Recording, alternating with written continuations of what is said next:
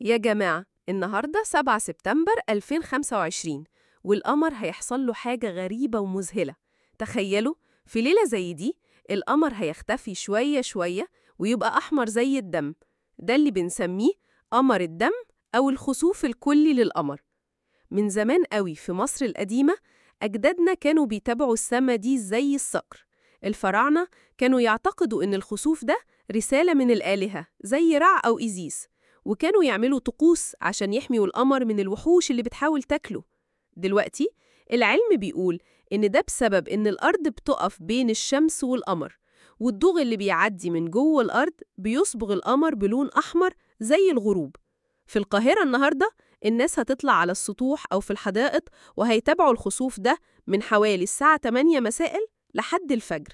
تخيلوا الهرم الأكبر في الجيزة والقمر الأحمر فوقيه زي لوحة فنية من الزمن القديم. لو كنتوا في اسكندرية هتشوفوه فوق البحر، وده هيبقى منظر مش هتنسوه. الخسوف ده مش بس حدث فلكي، ده تذكير بجمال الكون ده اللي حوالينا. خليكوا صحيين واستمتعوا بالليلة دي، ولو كنتوا خايفين